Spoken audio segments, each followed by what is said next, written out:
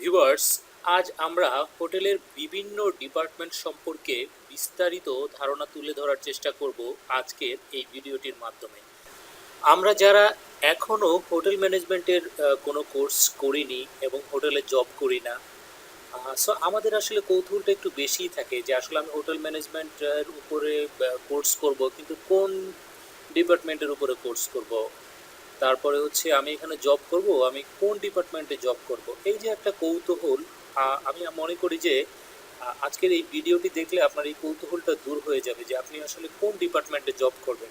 So একটা হোটেলের কতগুলো সেকশন থাকে, কতগুলো ডিপার্টমেন্ট থাকে, এই ডিপার্টমেন্ট এবং সেকশনগুলো নিয়েই কিন্তু আজ এই ভিডিওটি আমরা তৈরি করেছি, যা আপনাদের দেখলে ভালো লাগবে এবং আপনারা এটা থেকে একটা ভালো এবং সুন্দর ডিসিশন নিতে পারবেন যে আপনি হোটেল ডিপার্টমেন্টের কোন বিষয়টার উপরে ডিপ্লোমা নেবেন। এবং আরেকটা সুসংবাদ আপনাদের দিয়ে রাখি, পরবর্তীতে আমরা আরও 25টি টিউটোরিয়াল নিয়ে আসবো এই হোটেল সম্পর্কে। সো সাবস্ক্রাইব করুন এখনই এবং আমাদের সাথেই থাকুন, আর হোটেল সম্পর্কে বিভিন্ন তথ্য জানতেই থাকুন।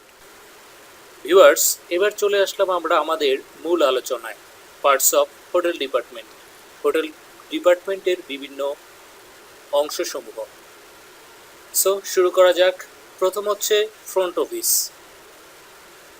আমরা সবাই কিন্তু ফ্রন্ট অফিসের নামটা জানি এবং ফ্রন্ট অফিসের সাথে খুব পরিচিত। গেস্ট চেক ইন করা এবং চেক আউট করা, এই প্রসিডিউরগুলো ফ্রন্ট অফিস মেনটেন করে থাকে এবং ফ্রন্ট অফিসকে hotel mirror of the hotel, হোটেলের আয়না বলা হয়ে থাকে ফ্রন্ট অফিসকে। দ্বিতীয় হচ্ছে হাউসকিপিং। হাউসকিপিংয়ের কাজ হচ্ছে রুম রেডি করা, সব কিছু গুছিয়ে রাখা, ফ্লোর মেনটেন করা, ফ্লোর চেক দিয়ে রেডি করে রাখা, টোটাল হোটেলটাকে চকচকা ঝকঝকা এবং সব গেস্টের রুমের কোন জিনিসটা প্রয়োজন, সেই জিনিসটা রুমে সবসময় রেডি করে রাখা, এই কাজটা হচ্ছে হাউসকিপিংয়ের কাজ। এবার আসি আমরা রেস্টুরেন্টের কাজ হচ্ছে আপনার খাবার দাবারের যে বিষয়গুলো চলে আসে, আপনি কিসের মাধ্যমে খাবেন, এই খাবারের দায়িত্বটা হচ্ছে টোটালি রেস্টুরেন্টের। দেন হচ্ছে কিচেন, আপনি যে খাবারটা খাবেন এই খাবারটা কে তৈরি করবে, খাবারটা কিচেনে তৈরি হবে এবং এই খাবারটা তৈরি করবে শেফ। যারা রান্না করে তাদেরকে হোটেল ডিপার্টমেন্টের শেফ বলা হয়।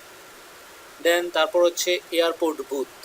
এয়ারপোর্ট বুথের কাজ হচ্ছে আপনার বাংলাদেশি ভিআইপি যে গেস্টগুলো এবং দেশের বাহিরের যে গেস্টগুলো আমাদের বাংলাদেশে স্টে করতে আসে বিজনেস পারপাজে, বিভিন্ন পারপাজে, তখন এই এয়ারপোর্ট থেকে গেস্টকে রিসিভ করে আমাদের নিয়ে আসতে হয় হোটেলে। সো এয়ারপোর্ট বুথের যে কাজ করে তাকে বলা হয় এয়ারপোর্ট প্রোটোকল অফিসার। এই এয়ারপোর্ট প্রোটোকল অফিসারের কাজ হচ্ছে এয়ারপোর্ট থেকে গেস্ট রিসিভ করে হোটেলে নিয়ে আসা।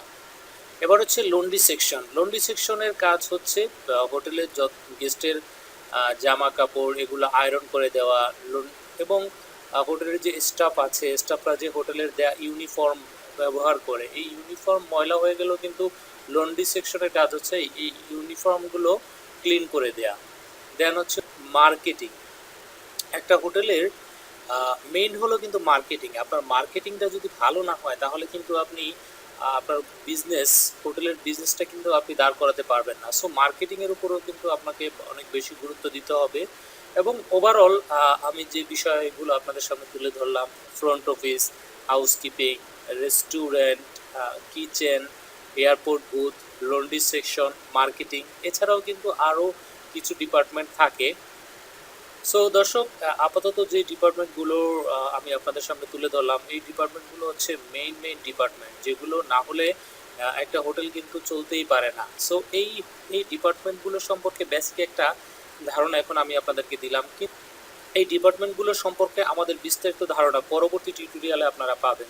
সো ভিউয়ার্স, ভালো লাগলে আমাদের চ্যানেলটি সাবস্ক্রাইব করুন। সামনে হোটেল ম্যানেজমেন্টের উপর আরও 25টি টিউটোরিয়াল আসছে।